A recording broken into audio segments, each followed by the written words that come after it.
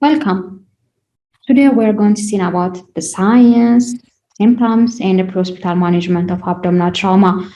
Abdominal trauma is a trauma to the abdomen and it may include a serious injury to the abdominal organs. Making the findings that raise the suspicions for the abdominal trauma is mandatory for managing the patient with abdominal trauma.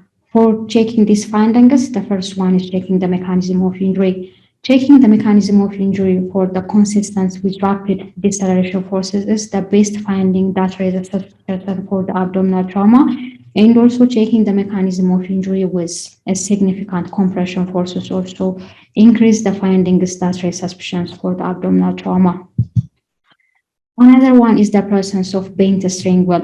As you see the picture below, if you are finding such kind of bended string wall, you have to be suspicious for the serious abdominal trauma because this bended force will create a huge force to the chest or to the abdomen that may damage intra-abdominal organs.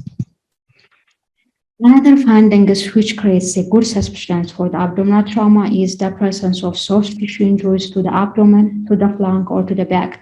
As you see the picture over here, these bruise signs at the flank area of the abdomen will create a good suspicion for the presence of intra-abdominal organ injuries.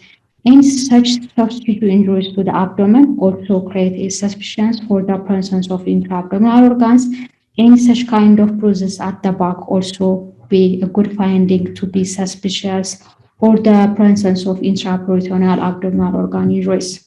Okay, shock without an obvious cause is also another good finding to be suspicious for the presence of abdominal trauma because if you are noticing signs and symptoms of shock without an obvious reason or an obvious visible blood loss or bleeding, you have to be suspicious for internal bleeding, and it can be intra-abdominal injury or intra-abdominal bleeding. Seatbelt signs. As you see the picture over here, there is a huge contusion which tells us there was an injury to the abdomen, and this injury tells us that there was a huge force between the seatbelt and the abdomen. Another finding that indicates or that make us suspicious for abdominal trauma is a sign of peritoneal signs. When we say peritoneal signs, it can be expressed as an increased pain, abdominal distension, and also the presence of rigidity or guarding during the palpitation of the abdomen. And also while you are auscultating the abdomen, abdominal sounds will be decreased or diminished. When we see the general sign and symptoms for the abdominal trauma, the first one is pain, as since it's an injury and since there is a tissue damage, pain is expected. And the other one is pale or cold clammy skin. This tells us that there was a volume depletion or there can be a sign of a shock. And bleeding from the anus or the genital is also another finding. And this also an indication that tells us that there may be associated pelvic injuries.